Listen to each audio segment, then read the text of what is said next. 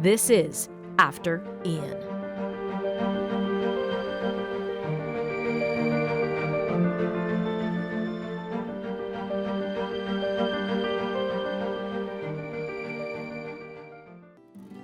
As the popular barrier islands rebuild, Lee County is taking a hard look at how to put less pressure on the travel and tourism side of its economy. Managing editor Mike Braun has the story. Lee County depends greatly on the dollars that come from travel and tourism, and Hurricane Ian dealt a stunning blow to that source of income. The area sustained damage to hotels, vacation rentals, restaurants, and two prime tourist draws, Fort Myers Beach and the Sanibel and Captiva Islands. Post-Ian, what does the Economic Recovery Road Back look like?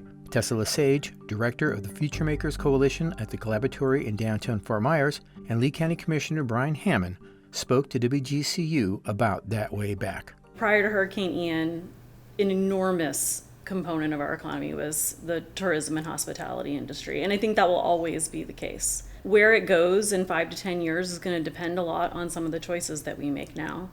Hurricane Ian was devastating on so many levels. What we have learned from Hurricane Ian, and similarly with the pandemic, with issues with red tide, Hurricane Irma, the list goes on, that we really need to think about diversifying our economy and take bold steps to move in that direction. Lesage, who grew up locally and has strong ties to the community and business, explained what the business diversity could be like.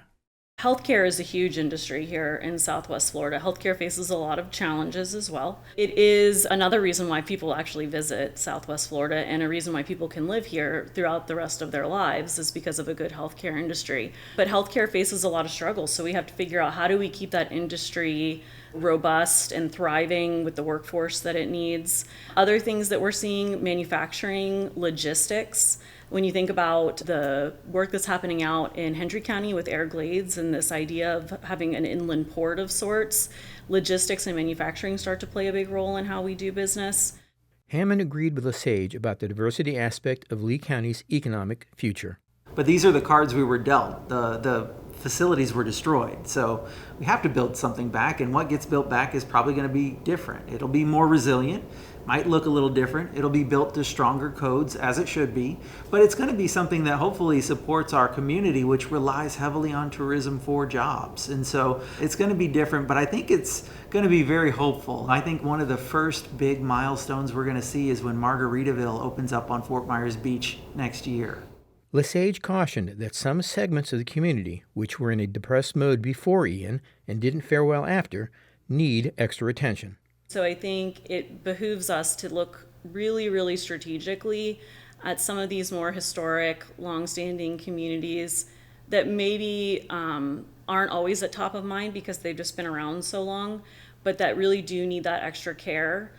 We've heard from so many folks that are retired and that their homes, this is where they've lived for 50 years and now they're left with nothing. And so what do we do to protect the aging community and the folks that have called this place home forever?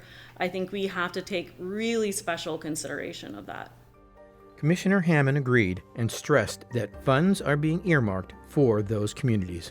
That $1.1 billion that we got from HUD, it's meant specifically to go to low to moderate income communities. In fact, we're required to spend at least 70% of that $1.1 billion right there in those types of communities that meet the low to moderate income thresholds. And so I think there's a tremendous amount of opportunity to do some things that we've always wanted to do, that we knew would always help meet the needs that are in those communities, that now we have some resources to answer that call.